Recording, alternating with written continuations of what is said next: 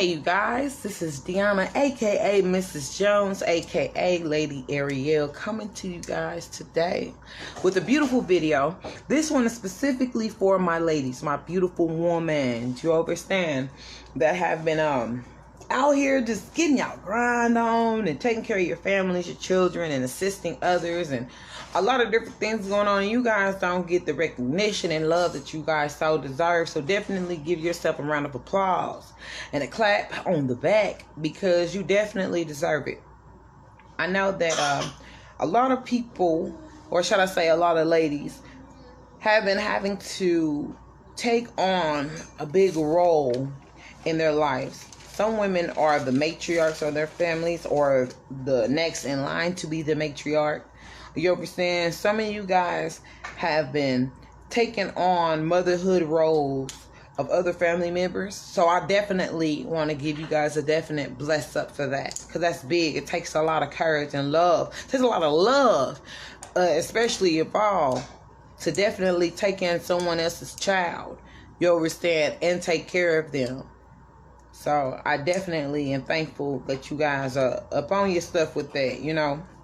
The next thing I wanted to speak about is motherhood in general. Oh man, motherhood. Motherhood can be a lot of different things. It just depends on what your perspective is. Myself, I enjoy motherhood. There are moments, of course, where your children can get on your nerves, or I don't even want to say get on your nerves, because Abraham Hicks always talks about how your energy or your feeling, your mood shouldn't be based off of, especially what somebody do to you. And like Reverend Ike say, you know, apologize to yourself for allowing for somebody to even get on your nerves, you know. But I know our children, they can be a challenge. That's all I say. Some people have not experienced it. Some people are like, hey, you know, my child, I have a little one, all this. I get it. I understand. I've been raising children for 13 years. Our oldest is 13. So when I became a parent, I was like, oh man, you know, I don't see how parents can do this or this and that. But I had to have life experience, right? Ain't nothing like experience. When you start having those particular life experiences and you're like, whoa, I see why this and I see why that. You know, so being a mother, especially if you're a single mother, there's a lot that you're having to do on your own, or you may have family members or people that you can depend on, but at the end of the day, things are always left on you. Or even if you are a stay-at-home mother, you know, a housewife, such as myself, raising the children, that is a full-time. Being a mother is a full-time job, like literally, like just that alone, just being mommy, just being there to make sure you're taking care of your babe, fed, you have roof over your head, like those things. So it's not even talking about those that are at home getting it in, because you know, we have mothers that have to hustle and bustle and go to work, and they have daycare assistants, or they just go take their child to someone that can watch them, a babysitter, a nanny, any of those things, you know. But there are some others who are at home and they don't get to have that because they really got to do everything for their child. Case in point, oldest daughter was a preemie. She was born 2 pounds 4 ounces 14 inches long. They did not know why my body was going through. I know I was stressed a lot. You know, I was 19, first time being a parent, basically single mother. You understand? And so I had a lot of pressures of life, you know, happening. And then on top of that, for my child, my first child, to be born a preemie, that can, it's different. You understand? Especially when you're expecting, when you're having your first child, you're just going to have a baby. You have the baby at the hospital. The baby's at home with you after a couple of days of y'all being at the hospital. And that didn't happen for me. You understand? I was hospitalized 3 times before I had our oldest daughter. You know what I'm saying? And those were challenging times. And then for that last hospitalization, they said, well, you know, your body is developing toxemia. It's going through a stage of high blood pressure. Like I said, pressure. I had a lot of stuff going on, you understand? And so my body was trying to reverse it and kill my child. So imagine, boom, I had my baby. She's a preemie. She's small.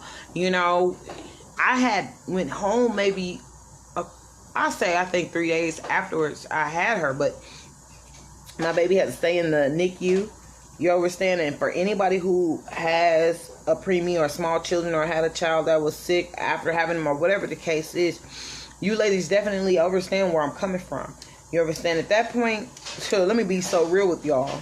At that point in my life, I did not have a job. I was actually working 2 jobs before I had my daughter. But because I had to be put on emergency bed rest that towards the middle of May, I think going towards the end of May, I had to be hospitalized and put on bed rest. And so the other 2 hospitalizations happened after that. I was hospitalized. I was like, yo, this is crazy. And I was homeless. You know what I'm saying? I was homeless. My parents and I, we weren't seeing eye to eye on things. So I was homeless. I was out here, you know, living from this place to this place to that place, trying to figure my way out in the world, you know, meeting new people during my journey, strangers I didn't even know were helping me. And I really wish I knew the guy's last name. His first name is Hassan. That's all I remember. I remember what he looked like. He stayed in Kansas. He was a very nice guy. He actually told me what I was having. He told me I was having a girl with his weird self. He told me what I was having, you know, that whole thing. And so, not having a job, having to do things on my own. And then once I got put on emergency bed rest, I was back in my parents' home. So that way I can have a stable place to be at that moment in time and space. I could have stayed somewhere else, like I said, but you know, I felt like being at home, being with my mom and stuff. Okay. And then what's funny is, see, a mother's job is never done. Yes, baby. You want, huh? She said she want more. Hold on, Pinky. What happened? Well, you have to eat what you got on your plate already, okay? And so, being that my mom was pregnant at the time, and my youngest sister, she was too. You understand? So, I felt like that would be a good place for me to be. And then, after having my baby, I couldn't jump back into work. Why? Because I had a whole preemie. I had a whole baby who needed me. And so, I made up in my mind then, like, okay, well, I'm about to be moving to this place in another month or so. I'm going to make sure these situations, because a lot of people don't know, there are houses or apartments or any place that has income-based housing. And so I was blessed to had already applied. When I was working, I applied for the for the apartment. And it was income-based. It's called Woodland Place Apartments. It's off of 86 in Truth, like up in that area. You understand? That was my first place. You understand? I was by myself, that thing. And so I was able to get in, do what I need to do. Had my baby. I think I had her in July, and about September they called me because I was getting ready to move in that October. You understand? So then I had my own spot. I was able to do what I needed to do. You know, and then fast forward, being able to meet my phenomenal husband. You know what I'm saying? But it was rough at particular times because I didn't, you know, didn't work for a little minute. Then I started going to school when she was about 2, doing something that can assist with accelerating my life. You understand? And then fast forward, I started home. No, she went to regular school, and then that only lasted for the first semester of school because I was very not satisfied with the school that she was going to, and it was an actual academy. I really thought that, you know, but hey, that situation would be for another time because I'm going to go into depth about that. That moment you think because y'all got the same skin color that person's going to look out for you is when you really have things misconstrued. It'll be that person who's not even the same skin color as you, or race or ethnicity, or however you want to put it out there. Because, you know, we as heavy melanated, you know, I use the word heavy melanated instead of black. Heavy melanated people, we think, you know, like, oh man, we see somebody that's of the same complexion, oh, that brother, that sister, okay, automatically we think. But then that's what happens when we assume, right? So motherhood, like I said, it can be something. I know what that's like, being at home. And then fast forward, I started working. I started being able to take my daughter with me. Now, at first she was going to daycare. Then I started, you know, a couple of years after that, started taking her with me to the facility of where I was working at because she was able to be there. She was of age, that whole thing, that whole part. You know, so I was thankful. Like I said, it takes, you know, like my husband and I say, it takes a village to raise a nation. And that is a true statement, a true fact. You understand? I had a supervisor who I was working for. I was working for Link. here in Kansas City, but it's acronyms for Local Investment Commission. Yeah, I said it right. All right. And so for the time that I was working there, it was a specific supervisor I had. Her name was Miss Cotton, and I'm forever grateful for Miss Elois Cotton, because Miss Elois Cotton, especially when I told her my situation, you know, she really looked out for I. You know, a lot of occasions, you know, I was able to have my daughter there with I. Then people got to see how I communicated with my child, and then how I was able to communicate with other people. You understand? Being that she was a mother, once again, mother, she understood. You understand? So, women, or woman, shall I say, empowerment is everything. A lot of us are so busy pointing fingers, talking stuff, being, you know, like, boy, y'all gossip. Whew, I know gossiping's got to get old for some people, but some people got to play their part in life, and I guess some of it is being a gossiper. Whatever that is, they decide to come back in their life form. And so we, like I said, we have to definitely encourage each other. You understand? Tell each other that they are beautiful. You understand? Encourage each other's accomplishments and dreams. For some people, it is so rough for them to congratulate another person and say, hey, man, I'm so proud of you. That is so awesome. Like when I see on Facebook or YouTube, especially when I see on my social media sites and I see the timeline, I see people, especially that I've known since they were yay high. And I see how you guys are out there accomplishing things. Out there on your mindset, I can tell, has shifted and changed for the positive. You understand? Or expanding positivity. I commend y'all. You understand? I'm very happy to see that, because there's not a lot of that happiness and joy. Like I said, on the news, they are always promoting messed up stuff. Like, I guess no one has ever figured that out. Not a lot of people have figured out that that's what is always on the news, is shenanigans. It's not ever really a positive story. It may be a positive story. Maybe if that. They're always talking about something messed up. But people don't really know what the acronyms for news for. But do your research and you will see. But like I said, another thing is that women have to work on is knowing how to be a woman, be a lady, carrying yourself a specific way.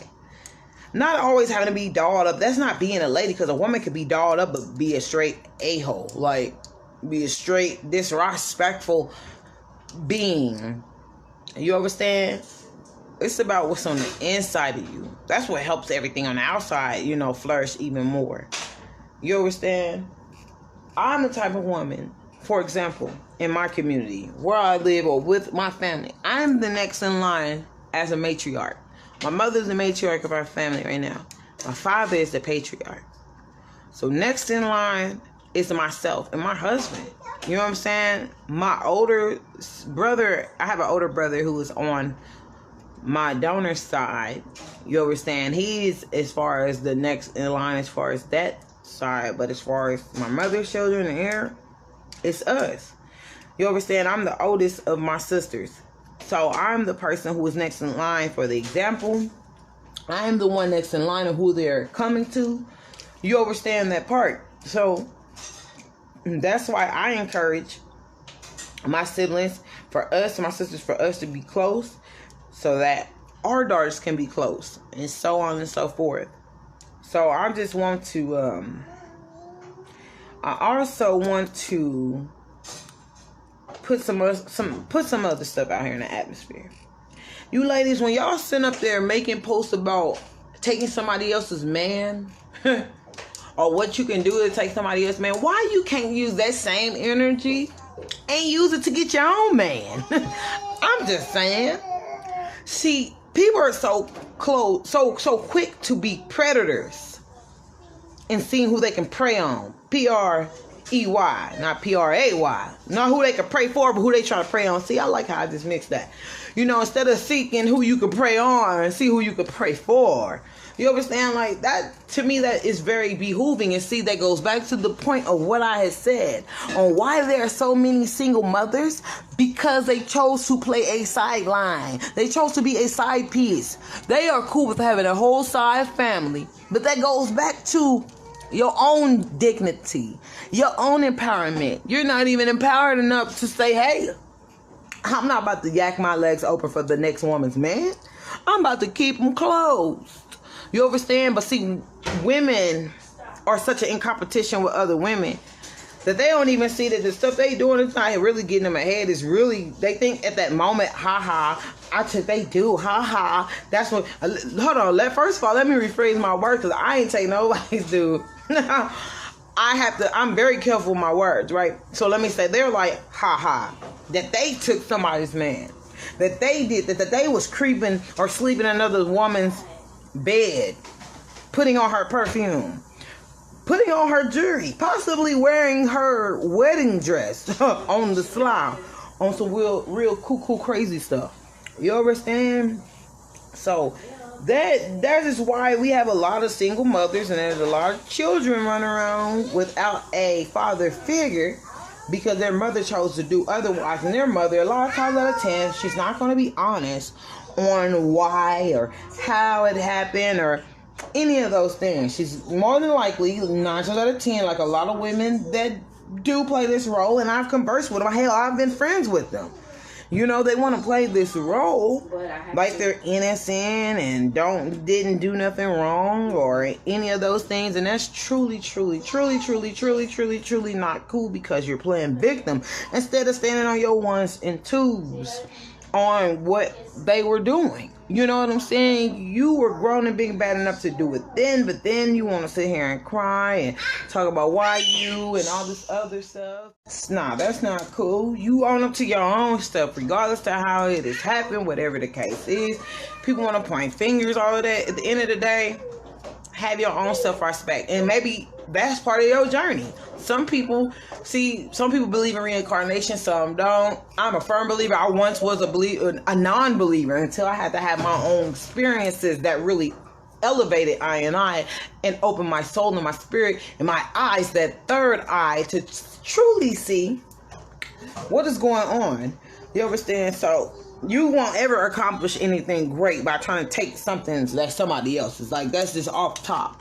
You understand? Even if it's you trying to steal something that was somebody's, case in point, whether it's a song that you was, that you like, that you heard somebody sing to you that they're working on, but because you may have more connect than them, you go ahead and take the song for your own, like people have done, flip it a little bit, have it mixed and all this stuff, and then release the song, but then the other person's hearing their lyrics on your stuff because you took it.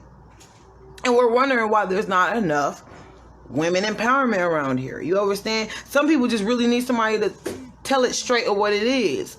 I'm a straightforward person. I used to be very passive. I was a passive young girl because of things that happened to my young life. I was passive early on in my young adulthood. Slightly passive, middle 20s. You understand? Because there'd be certain people I'll let get away with certain stuff. There's certain stuff I was like, because, you learn from those experiences. And then now I'm full-fledged, like, I'm going to give it to you in the raw. If you ask me to give it to you raw, I'm going to give it to you all the way in the raw.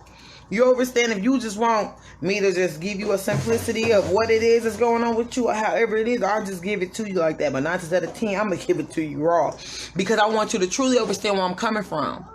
You understand? I've had people or women in my lives who are like sisters, cousins, whatever. We don't have to be blood. Y'all, that's one thing about I don't trip off of that blood stuff. You understand? Because at the end of the day, when we are cut open, we both bleed same color. You understand? So all that who my blood, my kinfolk, man, I'm on a soul level. This is where I'm at. You understand? Real talk. So there have been women in my life where I've had to be raw with, that I didn't think I've ever had to be so raw with, but because I truly love them, I wanted them to truly understand where I was coming from. You understand, in this particular situation, and that it was out of love, and how they were not only hurting themselves but hurting me in the process. You know, because people don't realize when you have other people in your life, their problems become your problems. Why? Because guess what? Y'all are always intertwined. You care for that person, especially if they're in your life, and especially if you talk to them daily. Oh yeah. That's just like in the movie Friday. You understand? For those who don't know, it's one of them good old urban movies from back in the 90s, where you had Craig and Smokey. They were Ace Boone Coon's best friends. And Smokey, you know, he ended up getting into some trouble because he couldn't uphold his end of the bargain of some stuff he was supposed to be doing. And ended up getting Craig put in the mix. So not only did Smokey put Craig in the line, well, put his own self in the line of fire, you know, of something happening to him because of his own judgment, his own steps, but he also put his friend in it, you know, dragging somebody in it, and didn't even know that they didn't even know they were going to be a part of it. So, you understand, always be mindful as well of who you bring in your circle. Like, so many people are caught up off of because it's blood. There we go with that again. Or because I've known them forever. Like that does not mean you have to deal with their BS. I don't care if your homegirl, y'all done been through it thick and thin, and I don't care if y'all done swam from the Atlantic Ocean together, a mile off the coast of Florida, to survive to get back. It don't matter what y'all have been through. At the end of the day, that person should still respect you. So you should not allow them to walk over you. That is not women empowerment. They're walking over you. Women empowerment is, hey girl, you know what? I've been asking you all the time for this. Let me go and offer you something. You know, switch the narrative. You understand? Doing that same old gimme handout stuff. Man, I had a friend like that. You understand? She was a friend. You know, she was a friend when she wanted to be a friend. You understand? Supposed to be like a sister. You know what I'm saying? When she wanted to get up and go and she wanted stuff her way, she wanted it her way. When stuff didn't pan out the way she wanted to, she got an attitude. You know what I'm saying? And that's not how it should be. It should work both ways. It should be one hand washing the other. You understand? It should be a give and receive. Not somebody just giving, and you just always receiving. Because then you're not balanced. You know what I'm saying? It's got to be a balance. You understand? Like light, dark, up, down, left, and right. You know what I'm saying? So, that, and then that right there, how many times did I gave her a chance, maybe, after one situation, I gave her a chance, possibly, 2 more times. That's how much I loved her, because she was like a sister. And like I told y'all, that was in my early to mid 20s, when I was still a little passive. After that, I was cool. And then moving on now, in my now present relationships with the women who are in my lives, that are my sisters or aunties or whatever the case is, I'm straightforward with them.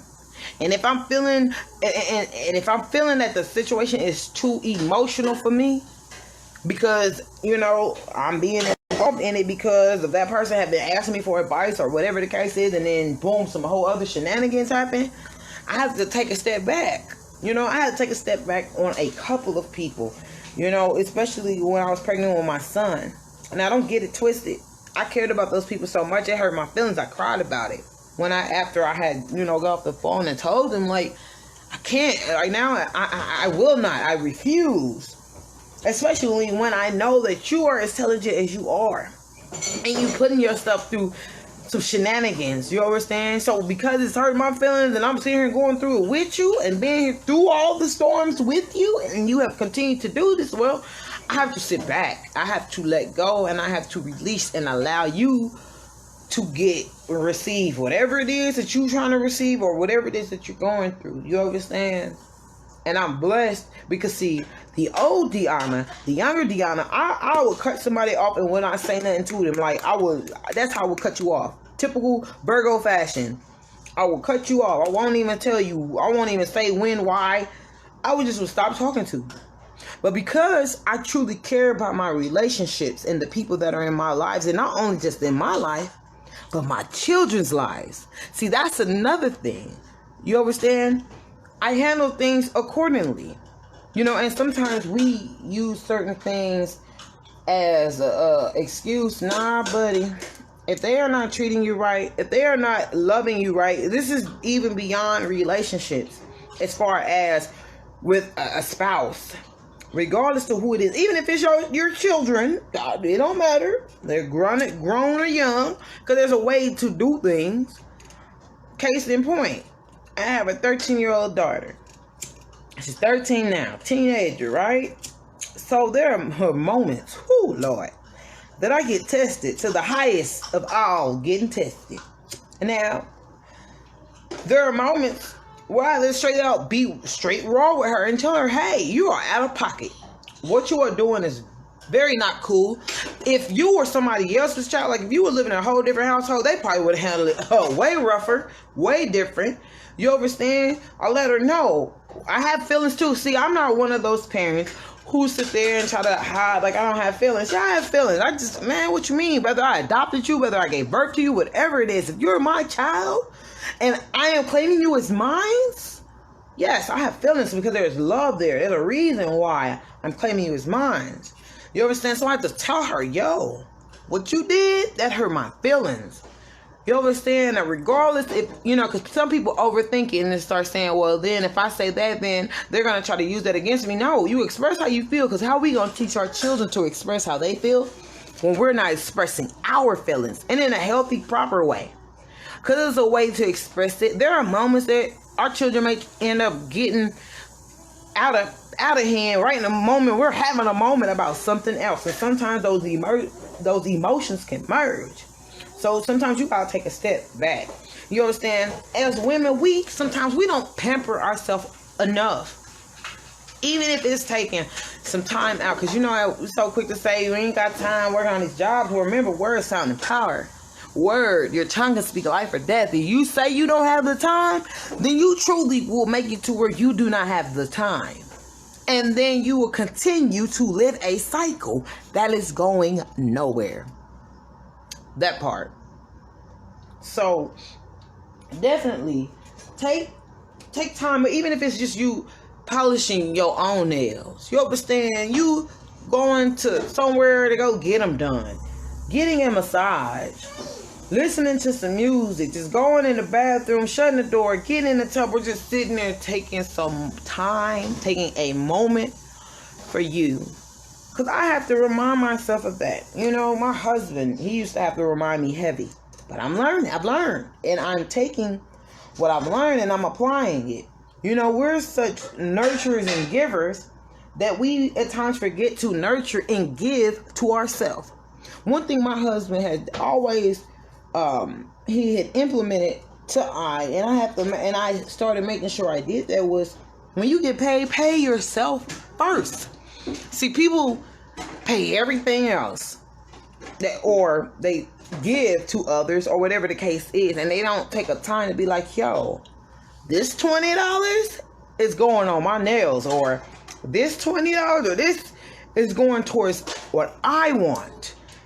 Anytime I'm at the store, especially when I'm in that little girl section and at the baby boy section, I'm like, oh snap. I'm thinking of something else to give my children. I'm not thinking, yo, Deanna, you just said you need to go get you some more bras. Because, yo, we have boobs, right? Some of us are a little smaller than others, and that's okay. You understand? At the end of the day, we still got something that we got to put over them. So you have to take care of yourself. Even when it comes to panties. Oh, my gosh. You know, take the time to have different types of panties. Even if you're single. Like something I used to do when I was single. Man, I used to, when I take a shower, I would have like a little speaker or something. And I would crack my door to my bathroom and I'll take the shower and I'll put the speaker, I'll put on my phone, I want to listen to nature sounds.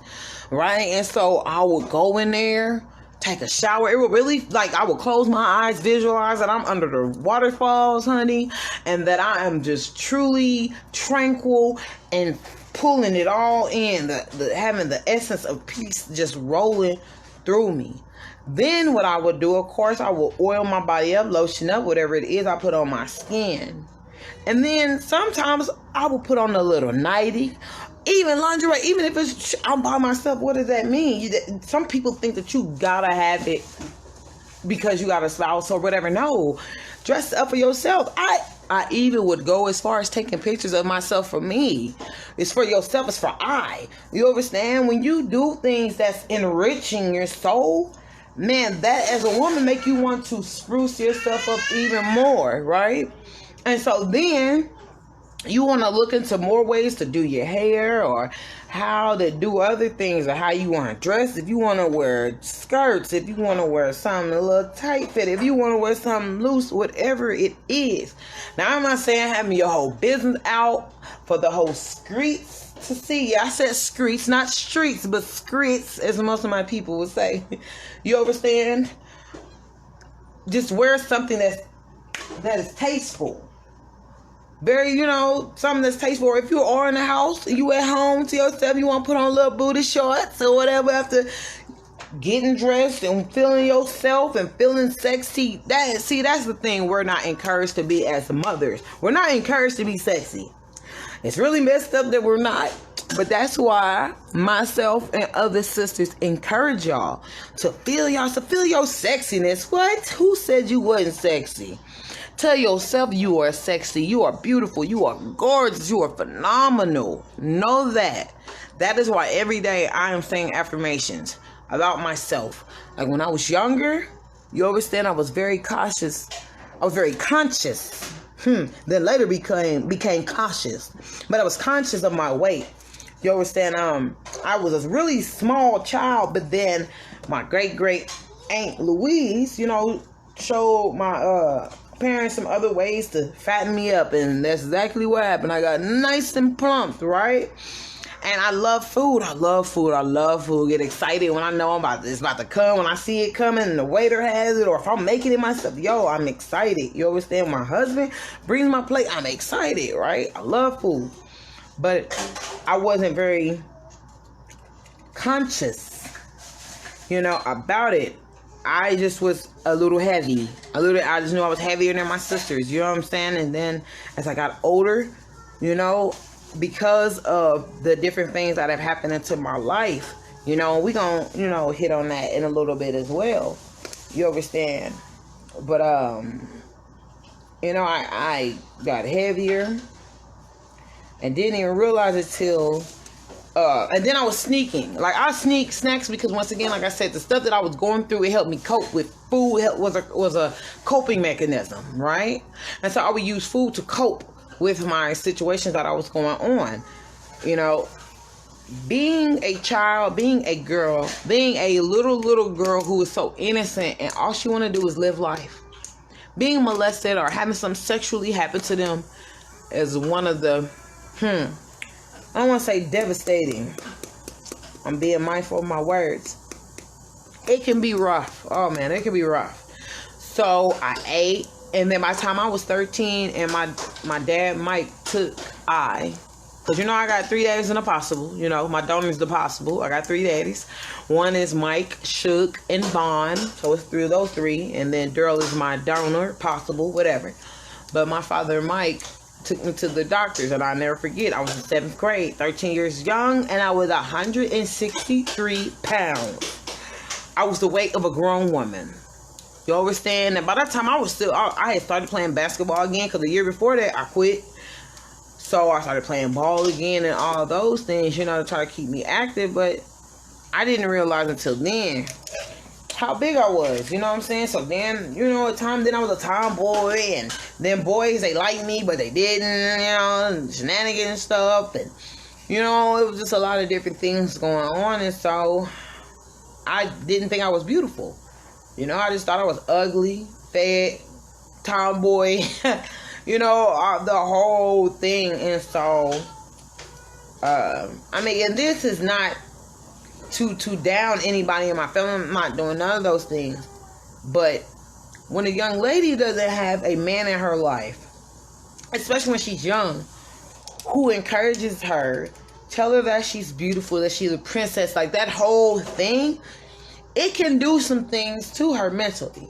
I'm just very thankful that You know, the fathers that have came in my life at the time when they came in my life, you know, were there, that thing.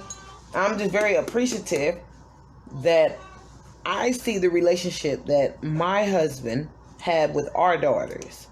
You know, there are moments where, man, look, I have to sit there and say, yo, give y'all dad a break, because he's kind of letting y'all get away with some stuff, and I need to put my foot down. You know, mama has to come through and put her foot down. I got 2 daughters who are born on the same day, because we have 3. Our middle daughter is deceased, and our oldest and youngest daughter have the same Earth Strong birthday, for those who don't understand, July 16th. Both are Cancers. So you already know what's going on with that. That's not even including their moon sign. But, that, really, Pierre? That's our youngest daughter right there. But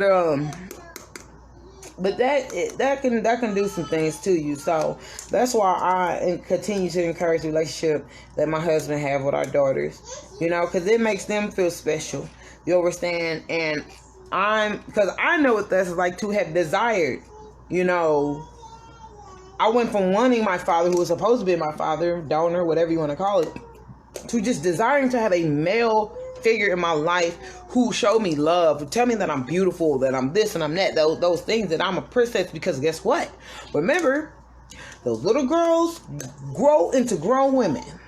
And when they grow into grown women, they seek the type of men or spouse or whatever you want to call them, of what they desire to be with, which is kind of like the same of the man who they saw, you know, raising them, or the type of men that they seen their mom or whoever raised them have in and out the home, or whatever the case is, or what they feel that their fantasy is of how a father should be, or having a man. That whole thing, it plays a big part. And so those are some of the important things that my husband and I talk about, especially when it comes to our daughters, because we're like, at the end of the day, you are the patriarch, you are the male figure, the role model, the father, all of those things that show them that when it comes to them picking a man, what it's going to be. And it's crazy in a beautiful way, because our oldest daughter said a few years back, she was like, man, I want to get married. I want to get married on my birthday, on my husband's birthday, like my mom and daddy did. And I want a man with my husband to buy me a car and give me a house like my daddy did for my mom. You know, those things, positive example. It goes back to what it takes a village to raise a nation. Because guess what? Our oldest daughter may decide to have children down the line, and so on and so forth. And remember, she has a younger sister who looks up to her all the time, in every way. You understand? So though that plays a big, important role to me. So, like one of my fathers, Vaughn, he was my language arts teacher in 8th grade. He was my language arts teacher. I felt on a soul level, and here we go on the soul level, because see, people are like, hey, I'm a heavy believer in reincarnation. I'm a heavy believer in souls recognizing each other. Like, you ever meet somebody and you're like, yo, I feel like I've known this person forever. Like, this feel, whoa, it's a little scary, but whoo, because of those soul ties from past lives. And so I felt that off top with him. He was afraid, like, whoa, this little girl, she's 14. She wrote me this letter talking about how she feel like I'm her father, but I could have sworn she has a dad, and then she has another dad. Like, what is going on? And so our relationship was different. It's unique. You understand? I have a different, unique relationship with all of my fathers, and I am truly thankful for it. You know what I'm saying? I'm truly, truly, truly, truly thankful for those relationships. So any ladies that you guys have a male in your life that is encouraging, loving, whatever the case is, you understand, and they've always been there, definitely cherish them. Cherish them. I'm not going to say hold on to them like, ooh, you ain't going to have them no more. I say cherish. You cherish them. Be thankful. Be grateful. Love them. You understand? Because they are truly a blessing into your life. Like, it's so many times that my dad, Bond, like, oh my gosh, like, I would get on his heels about our communication, because that means a lot to me. It means a lot to I and to our children. So I tell my dad, look, you need to tighten, I love you, Dad. You're going to tighten up on how our relationship is, It's basically so many words of what I'm saying would say to him. But I would definitely say, well, Dad, I love you. And I just ask that you communicate with me more. You understand? That you love on me more. Love on your grandchildren. All those beautiful things. And he'll listen. Like, literally, like, he will literally listen. Like my dad should. I say, Dad, I ain't heard from you in a minute.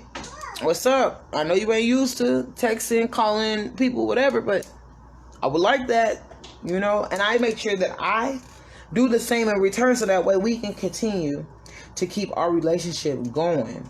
You understand? God blesses us to have people in our lives for a reason. And I am always humbly grateful and thankful for that.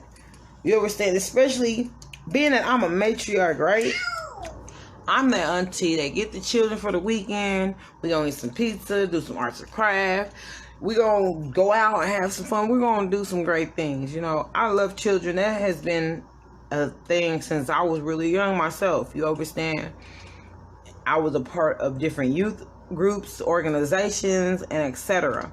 You understand? So that my nephews, my nieces, little cousin, I even had some students, whose parents were okay with their child coming over, especially for my babies up in Smith Hill. Like the one weekend I had, oh my gosh, I had 1, 2, 3, I think 4 of my girls from the school. I had a couple of my other nieces. I had one of their siblings, my brother, also my daughter, and there was somebody else that was there, like a house full of children. You understand? We all got on the bus. I didn't have a car at the time, so we all got on the city bus. And a lot of them never had been on the bus before, so they all had learned something that day and that weekend and enjoyed themselves. They went from some of them being on their phones on social media, to me telling them, yo, y'all need to put those up and get acquainted with each other and enjoy yourself, because that's what y'all came to do. Y'all didn't just come, y'all didn't come for me to just be in a room or not doing nothing, or come for y'all to just be on some shenanigans. Y'all came to enjoy each other and have fun. And once again, it goes back to what it takes a village to raise a nation. Period. No other way to put it. No getting around it. You understand? Because see, when you guys are living like that and living in oneness, can't nobody infiltrate anything. Can't. They won't be able to. You understand? So that's the type of woman I am. I'm the type of woman that I won't. If somebody is truly like, hey sister, I'm really working on this project, and I really just want somebody to, just share word of mouth. I'll go above and beyond and say, yo, you know what? Let me do a little advertisement for you. I'll put together a bid for you. So that way you can have the exposure that you desire, so that way you can receive the feedback.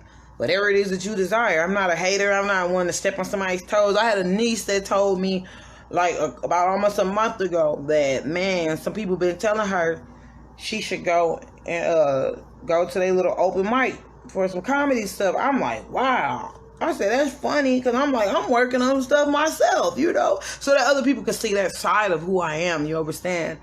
But I told her, I wasn't no hater or nothing. I was like, yo, you ready? You wah. I have, you understand, the connections. I know some people that know people that, that thing. You understand? I never try to block somebody. That's the, you cannot get your blessing blocking somebody. That's just off top. You understand? So you really receive more by assisting somebody. You get more. That's like with money. When the Most High bless you with a certain amount of money, put some to the side where you be like, okay, how can I assist somebody? That's, say for example, I take some money and I put it in a particular pouch, and I say, well, this is for, like, if I see somebody on the street, somebody's homeless and they're asking, I'll do this. And then this money, this will be for, like, to say, hey, if we decide to have a raffle like we did before. We can go ahead and the raffle the prize can be $50. Like, whatever it is, I've always been like this, and I will always be like this. Continue to help and assist others, looking to a way to assist humanity. That is how you raise the vibration. See, you don't always have to help. You gotta have some balance and do for yourself, because see, if you have $100 and Sally needs 10, John needs 10, your grandma needs 10, your cousins need 10, you got $10 you need to put towards a bill or whatever, and everything else, well, what have you done for yourself, right? So we as women, I know it can be rough, but we got to tighten up. We got to learn when to just say no, or nah, I'm cool. Some of us have been in predicaments or situation where we done felt like, man, we had to do anything to get money. You understand? Like, I don't want to say just anything, like, but some people just anything. You know what I'm saying? There have been people who have been pressured into situations that they didn't think that they would be put in, all because they feel like that rent is due, or that car note is due, or whatever. So I had gotten to a point in my life where I would just pray, have faith, and let it be. Like, visualize that it's taken care of, say it's taken care of, and be done with it. You understand? I don't stress about things. I don't worry my mind about things. Because remember, we are women. We have to uphold our strength in every way. So if we're sitting up there worrying, guess what? You're releasing a chemical in your body called cortisol. And guess what? It is for your flight and fight responses. You understand? Your epinephrine and norepinephrine. You understand? So, like adrenaline junkies, like I had mentioned before in one of the videos, when it's like your adrenaline's always running and running and running, you're not understanding that you're killing yourself little by little. When you always yelling at those children, you yelling that you ain't using no vibrato, no emphasis. As we say in music, that vibrato is what helps you from, pull it from the diaphragm instead of you pulling it straight from the throat and just yelling. Now your voice is hoarse. Now you're not able to do what you need to do. You understand? The energy you put into something. Think about this. The energy you put into something is the energy you put out. Certain things are not worth digging into. I know there are times you want to question your child and asking them a million questions and jump in their head and jump on their behind because they probably was on some shenanigans. But certain things, especially if you know your child, or I don't want to say if, but when you know your child and you know how they are, and you ask them a question but you know the answer and you know if they did, sometimes it's not even worth questioning, because you're just going to tick yourself off even more. And then it's going to make the situation escalate even more. And then guess what? You're going to start feeling like you're out of whack, out of balance, out of pocket, however you choose to say it. Because especially if you're a person who, you're a level-headed person, you understand, you handle certain, mostly things with ease. But then when it comes to dealing with stuff with your children, it's a particular way. I get it. I understand it. But it can also make it to where you drive yourself crazy. And so you don't want to get to that point in your life, because then you have to start rehabilitating from that. You have to heal from all that yelling and that belt swinging and whoo, all of that, boy. Look, I joke with my mom now about this. When I was a child, I couldn't joke about it. She'd probably tear me up about it. But I joke with my mom, especially now that I am a mother and a mother of multiple children. I said to my mom, I said, in your 20s, whoo, them was your roaring 20s, baby, because you didn't want to get no whooping from mama. She gonna be quick with it, hit her and you with the belt. She gonna hit herself, hit you back and forth, all that. My mama's short. My mama's 5 foot. You understand? So that belt she was swinging, it was long. You understand? So I said, but now that you're older, my mom, she will be 53, if I'm not mistaken. 50, 51, 52, 53. My youngest sibling, my brother, is 13. So when she used to handle stuff, especially when he was younger, I'm like, ooh, boy, like you handling that kind of light, ain't you? I start messing with her, like, yo, because You was not playing. It was all gas, no brakes on us. On the girls, like my dad should say, those girls are tough. They are strong. They are something else. Because my mama raised us, our gas, no brake, maybe a little brake. But boy, she was on them heels on her head. Like, yo, I ain't want no whooping. I'm cool. No thank you, no ma'am. But as hard as she'll go on you, if you out of pocket, as hard as my mama will go for you. You understand? I'll never forget this. I was in 4th grade.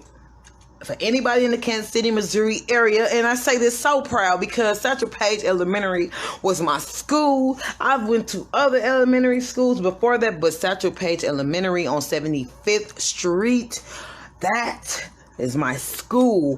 Why? Because I love how family oriented they were. Like, very family oriented. So family oriented that I got a whooping on a Friday. No, I got a whooping that morning. I went to class and my teacher told me I got a whooping. Like, and in 5th grade, we had 4 different teachers. They were getting us, prepared for the rotational classes. Like, my main school, my main homeroom was Miss McQuarrie. Miss McQuarrie, I love her. You understand? That's my gal.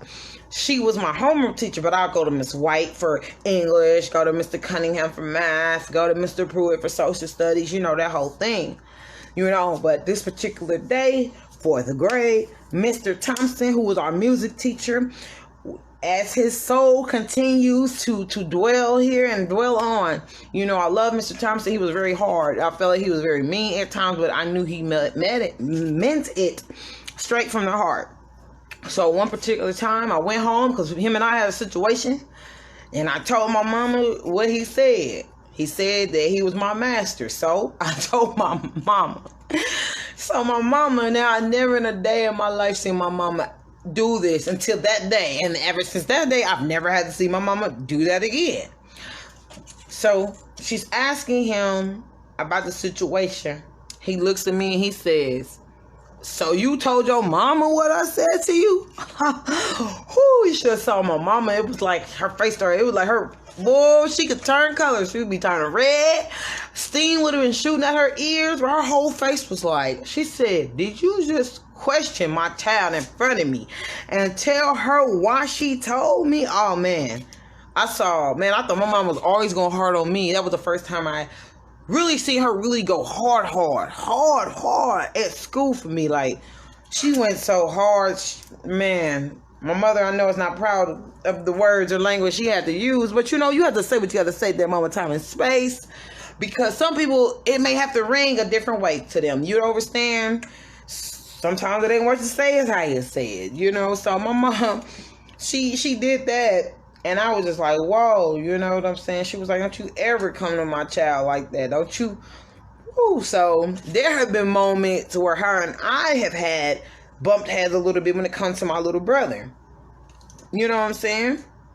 Being that she's the matriarch of the family and I'm the next in line, you understand?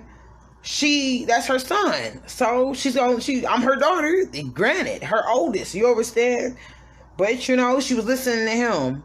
Now, one thing that sometimes we need is to have that right man, that great person in our life, our spouse, significant other, whatever, who assists with looking at a situation and like, "Yo, baby, you might want to relook at this. You might want to because my brother and I had a situation. And so my mother was like, my father should say, "Yo, you need to go and talk to our daughter. Go talk to her. You need to see what's going on with this situation."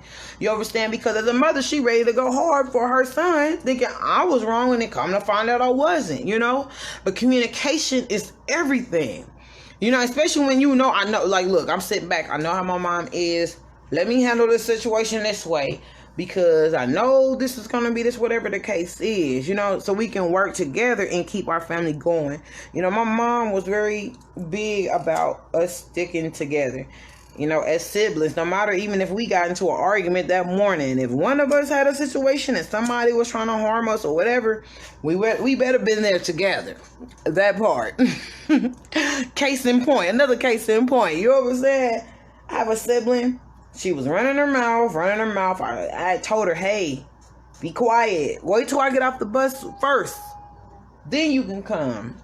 And then we can have this discussion with this guy that you have a problem with or nothing. But nope, she was running her mouth big and bad. You know, the scariest person will hurt you the fastest. And that's exactly what happened. He did what he did. Boop, bopped her right in the little eye. And here I go. So now in front of all these people that are neighbors, you know, children of the neighborhood, we was off the bus. They looking like, what you gonna do? So here I am looking like a whole total nut, going to grab a baseball bat and just chasing this boy around to make it seem like I'm doing something, like, because I wasn't about to have my mama get on my case about a situation that happened to my sister. But clearly, my sister didn't tell my mama why, because she was wrong. So, you know, I was good in that situation. You know what I'm saying?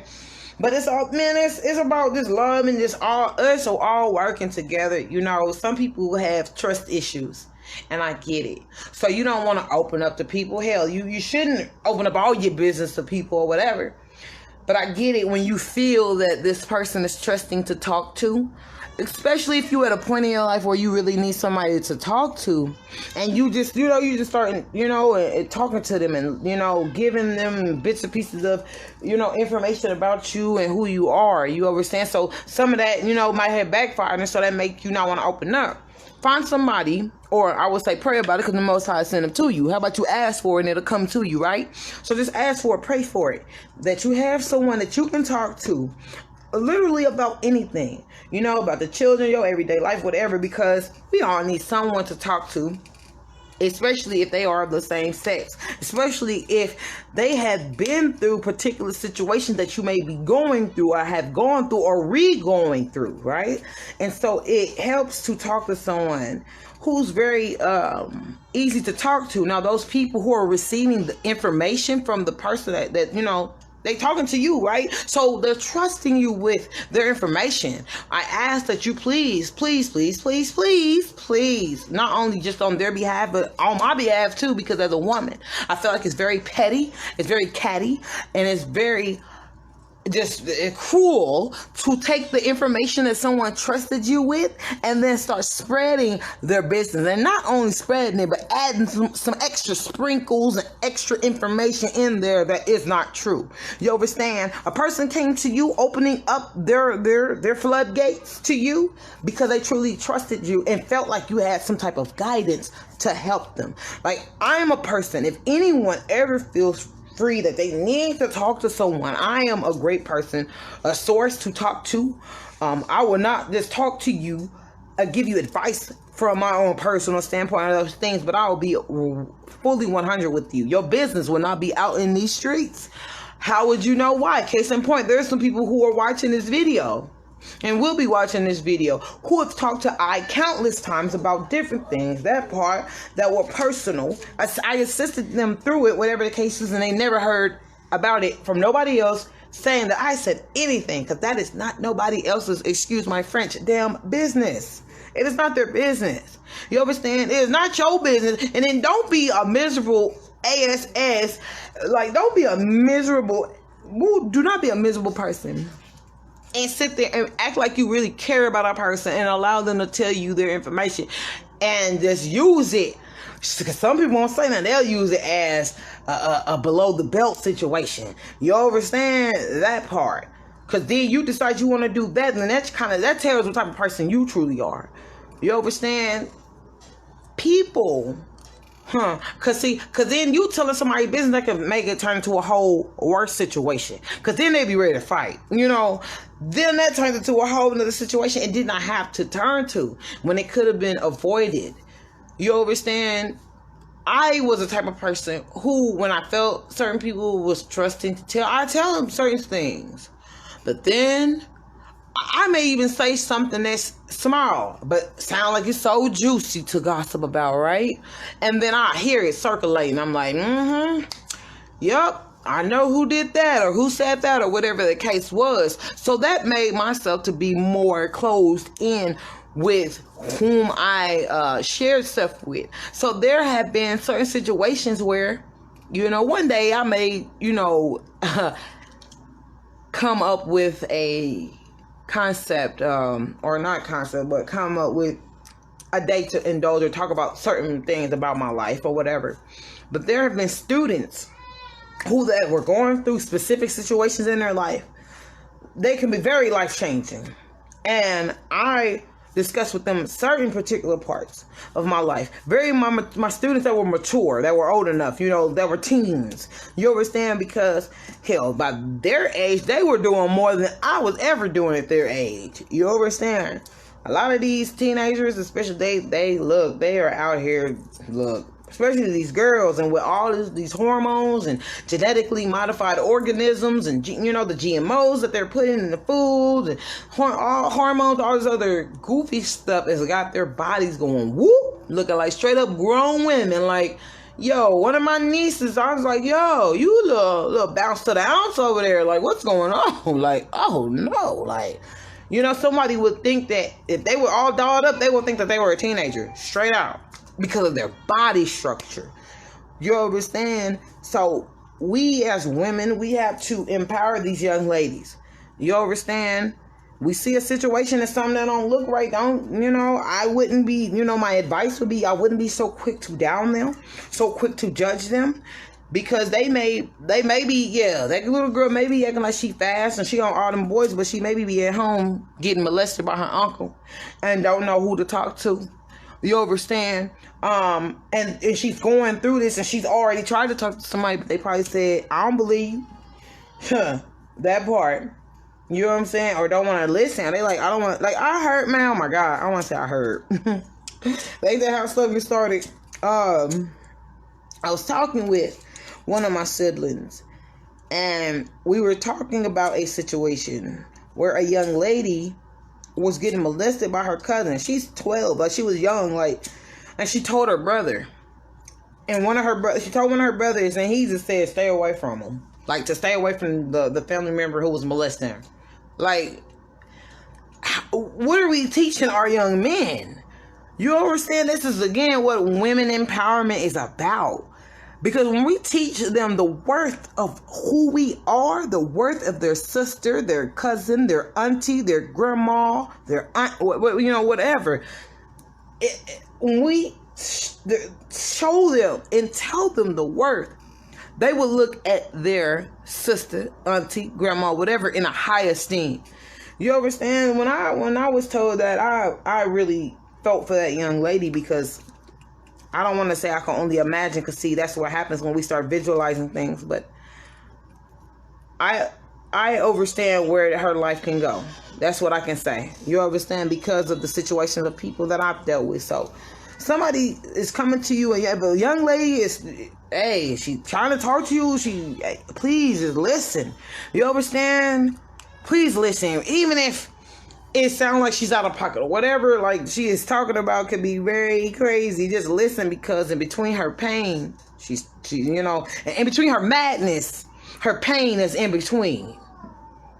So in between her madness, her pain is in between, right? Sometimes we mistake people, these young ladies' attitudes and stuff for that, instead for looking like, okay, well, look, it's something deeper going on. Like, I had a situation because something happened to me, and I'm thankful that I was empowered, that, I was molested at a young age. And so I was able to recognize the signs of something happening to someone. And so one of my young ladies, she was about to be in the second grade. I mean, she just turned 7, and she kept wearing particular clothing and looking a particular way. And I'm like, yo, you have a halter top dress on. It's falling off your chest. You don't even have breasts. Your chest is hanging out. And she was like, my dad wanted me to wear it, and I'm like, yo, that don't sound too right. Okay, fast forward.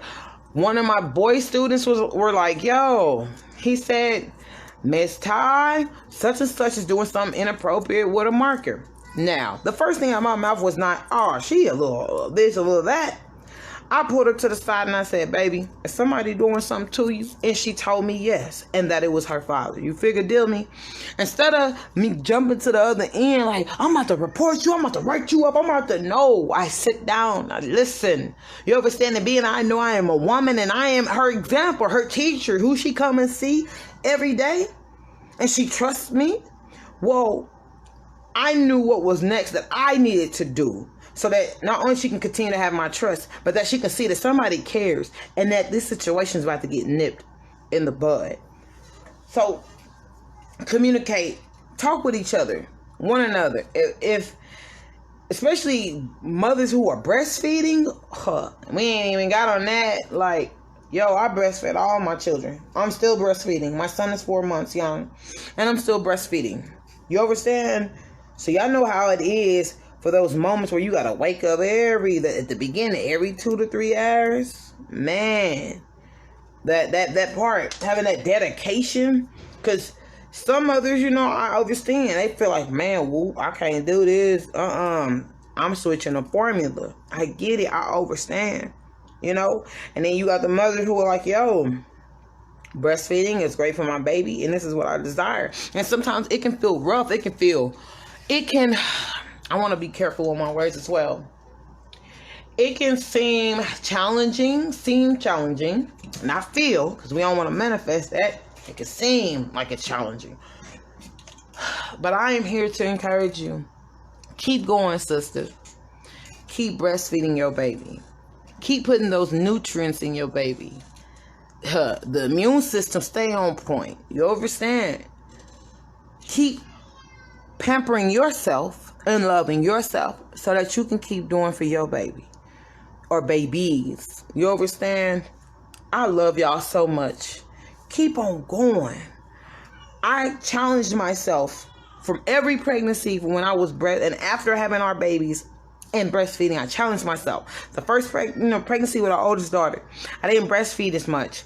You understand? I didn't get to as much because my baby was in a NICU. So all I can do is pump milk and go dump it off to her and bring it to her and maybe try to feed when I'm there. You understand? And I did that for 2 months. I said, well, okay, this next pregnancy, I'm going to go harder. I'm going to go longer. I'm going to go a year. Princess P. I went for almost 9 months, and then I was in an accident, which then a lot of people don't know. Stress, any type of stress to your body or any of those things can shut your flow. It can slow your flow to the point where it shut it down, right? The flow of your breast milk. So then I was struggling with that, and so then I said, okay, because I planned on doing it for a year, but I did it longer. Cool. So now with my son, I'm like, yo, I'm going a full year and a half, heading to 2 years. You understand? Even now, there are moments where I'm like, yo, I know I just fed him. Now he's back. Oh, what is going on? It could be a sound from outside. It can be whatever the case is. And there are moments where you just like, oh my gosh, I don't really feel like getting up. But I encourage y'all to keep on going because I'm going too. I'm pushing too. I'm rolling with it too. You understand? So I just want to encourage y'all to keep doing it. And for any mothers that are really looking forward to having babies or are currently pregnant and you're looking at what your options will be, I truly encourage you to breastfeed. Make a plan. That way your spouse or you guys can work it out. Or if you're by yourself and doing it, you understand, pray that you receive the help and know that you're receiving the help that you're going to need. So that way you can stay in a consistent frame of a flow of a consistent mind frame you're not feeling congested. You understand? You're not feeling overwhelmed. You're not feeling like doing something, because postpartum is a big thing. It is true. And some people's postpartum don't kick in until like a situation happened, or postpartum anger, or postpartum rage, I think it was called.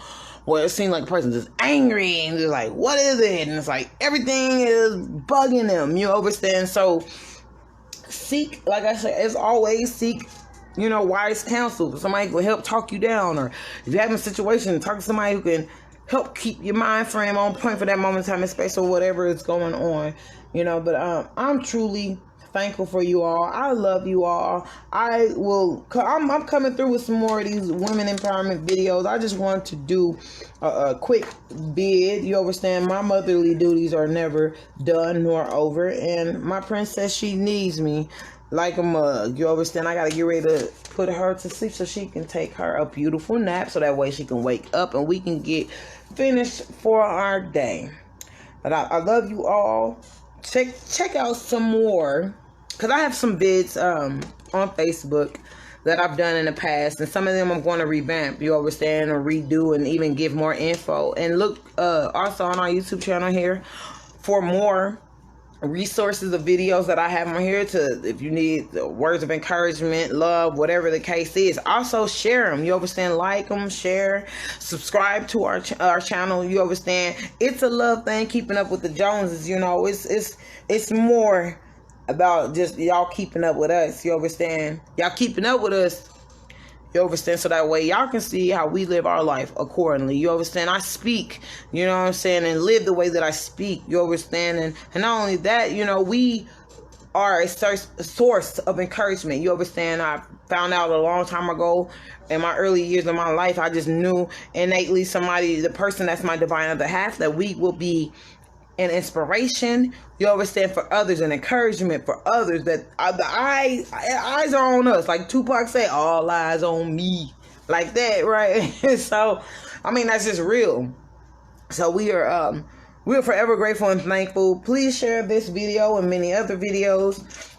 If you feel like this video was encouraging, please comment below.